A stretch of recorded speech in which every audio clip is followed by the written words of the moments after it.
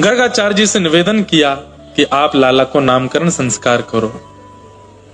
गर्गाचार्य जी जैसे ही नामकरण करने के लिए आए, मैया से बोले, मैया कल करेंगे नामकरण, आज रात में हम यहीं गौशाला में सोएंगे आपके यहाँ, और हमको सामग्री दे दो, हम किसी के हाथ का बना भोग नहीं लगाते, ठाकुर जी को खुद बनाएंगे। मैया रोज प्रसाद ही बनाती है, लेकिन आज गर्गाचार्य जी बना रहे हैं तो दाऊ दादा और ठाकुर जी दूर खड़े खड़े देख रहे हैं। दाऊ दादा, दूसरो बाबा आयो घर में, कछु बना रो है, और जे अगर हमने नहीं पायो तो कैसे काम चलेगा।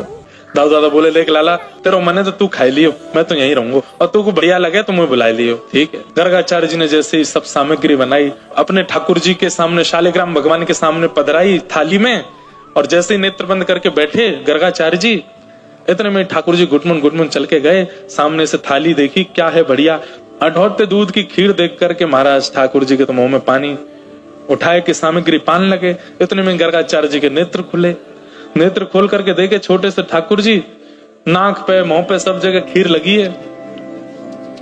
पहले तो हंसे, शैतान बालक, ए यशोदा मैया, देखो तुम्हारा लाला बहुत भूखा है, मेरे ठाकुर जी का प्रसाद खा लिया, लेकिन ये तो अनर्थ हो गया ना, सब बिल्कुल चौका वोका सब खराब हो गया, ठाकुर जी का भोग झूठा हो गया, मुझे दोबारा से लगाना पड़ेगा भोग। लाला को लेके जाओ और थोड़ा पेट भर के रखा करो, इसका दूसरे का सामान खा जाता है। यशोदा मैया, बाबा क्षमा करियो, मैं लाला चंचल है ने, या वो गुस्सा मत करियो। ठाकुर जी को एक हाथ से उठा लिया मैया ने, भीतर छोड़ के आई दाऊ दादा के पास। लाला बाहर मत आइयो। दाऊ दादा बोले, लाला कैसी लगी खीर? ठाकुर जी ने, खीर तो बहुत जोर की, पर बनावे वारो बड़ो कड़वो है। मैया तो शिकायत कर रहा हूं मेरी, पर यार दारी के मैं बता ही दूंगा, आज बनाने दो फिरते। गर्गाचार्य जी ने फिर से चौका लगा के फिर बढ़िया खीर बनाई, ठाकुर जी फिर पहुंच गए। गर्गाचार्य जी के नेत्र बंद, ठाकुर जी फिर खा गए। गर्गाचार्य जी के नेत्र खुले। अब की बार गर्गाचार्य जी को क्रोध आया, साधु महात्माओं को आ भी जाता है। उठ गए, यशोदा हम कहीं और जा रहे हैं, हम गोकुल के बाहर यमुना के किनारे बैठ जाएंगे, वहीं कर लेंगे अपने ठाकुर जी का भोग। तुम्हारा बालक तो देखो इसका पेट ही नहीं भर रहा है, फिर से खा गया ठाकुर जी की खीर। यशोदा मैया आई, बोले, बाबा क्षमा। अरे क्षमा की बात नहीं है, देखिए बच्चों को समझाना चाहिए, ऐसे अभी बचपन से ऐसी हरकतें, बड़े होके क्या करेगा। ठाकुर जी देख रहे, तो बताऊंगा, बड़े क्या करूंगा, मेरी उपासना करेगा, मेरे चरण में लौट खावेगा। लेकिन ठाकुर जी बोलना नहीं जानते, मन ही मन सोच रहे हैं। तीसरी बार में मैया ने ठाकुर जी कमरा में बंद कर दिए, बोले अब ना निकलेगो बाहर। ठाकुर जी खिड़की पे खड़े हो गए, वहीं से गर्गाचार्य जी को देख रहे हैं। अब क्या बोला, अब क्या बोला?